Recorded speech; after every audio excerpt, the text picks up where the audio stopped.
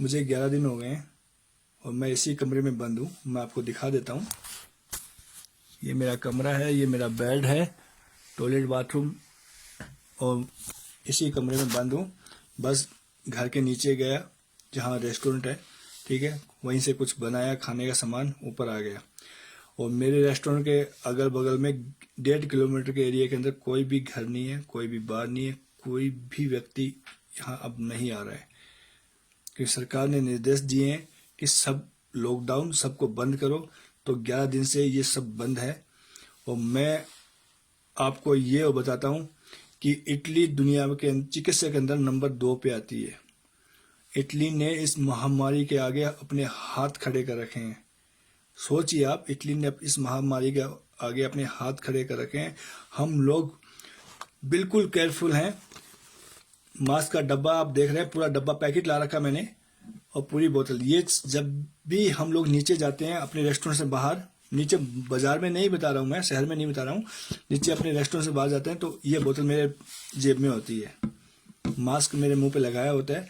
लेकिन मेरी आप लोगों से ये प्रार्थना है, मेरे देशवासियों, आपको अगर देश के प्रधानमंत्री या सरकारी लोग आपको समझा रहे हैं तो उसको समझने की कोशिश कीजिए। और उन लोगों से मेरी हाथ जोड़ के प्रार्थना है जो अफवाहें फैला रहे हैं, प्लीज अफवाहें मत फैलाएं, प्लीज मत फैलाएं। मैं वो दृश्य देख चुका हूँ, वो सीन देख चुका हूँ कि जो आप लोग देख नहीं सकते।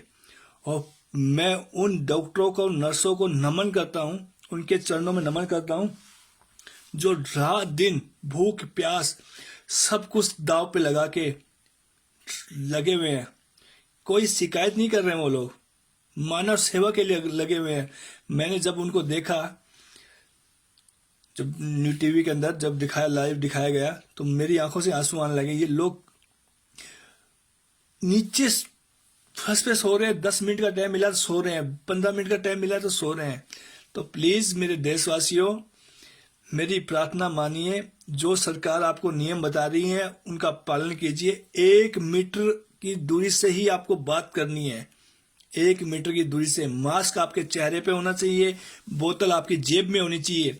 आप बाहर जा रहे हैं, बोतल आपकी जेब में होनी चाहिए, सनराइज। कहीं भी आप किसी वस्तु को आपने छुआ, तुरंत हाथ। आप लोग ये भूल मत करें कि ये हवा में फैलता है, नहीं, ये छूने से फैल रहा है, ये छूने से फैल रहा है। ये मुंह, नाक और आंख के जरिए इंसान के शरीर के अंदर प्रवेश कर रहा है। तो मेरी आप लोगों से प्रार्थना है कि सरकार की जो भी नियम है उनका पालन कीजिए। अगर ये हिंदुस्तान में आ गया, ये मेरी आप लोग एडवाइस मान लो या चेतावनी मान लो, जो भी आपको मानना है वो मान लो। अगर ये हिंदुस्तान में आ गया, फैल गया, तो मेरे देशवासियों, मैं आपको ये चैलेंज से कह रहा हूं कि ये हिंदुस्तान में तांडव करवा देगा और लाशों का अंबार लग जाएगा। हमारे पास इतनी अच्छी चिकित्सा नहीं है। अगर किसी बंदे को डेंगू हो जाता है ना, मैं गंगानगर का रहने वाला हूँ, राशीनगर का, और अगर किसी बंदे को डेंगू हो जाता है तो उसे जयपुर या बीकानेर रेफर किया जाता है। डेंगू का इलाज नहीं है हमारे पास। तो मेरे भाइयों, मेरी आपसे प्रार्थना है कि मेरी विनती को सुने और अपने आप को सुरक्षित कीजिए, अपने परिवार को सुरक्षित कीजिए, क्योंकि 3 दिन तो आपको मालूम भी नहीं चलेगा कि ये आपको हो गया है।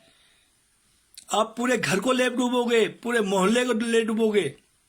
तो मेरी आपसे प्रार्थना है, जो गलती इटली ने, जर्मनी ने, फ्रांस ने, स्पेन ने की है, वो आप ना करें।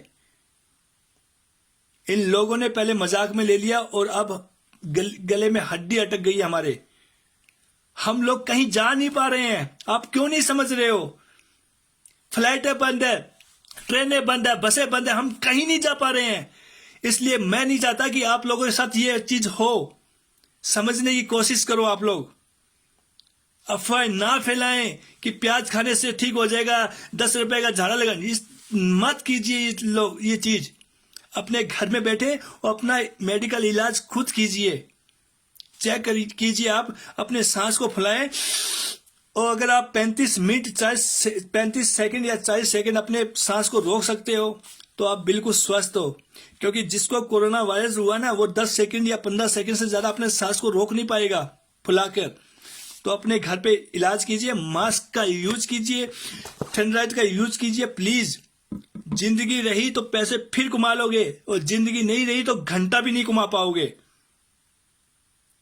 आपकी एक गलती आपको तो ले डूबेगी, अपने पूरे परिवार को ले डूबेगी और पूरे मोहल्ले को ले डूबेगी और आपको मालूम भी नहीं चलेगा।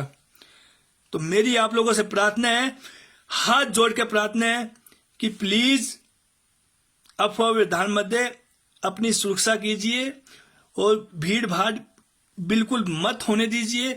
अगर आपको छींक आती है तो अपने हाथों का यूज मत कीजिए, टिश्यू है तो उसका यूज कीजिए, अन्यथा अपनी बॉडी का यूज कीजिए।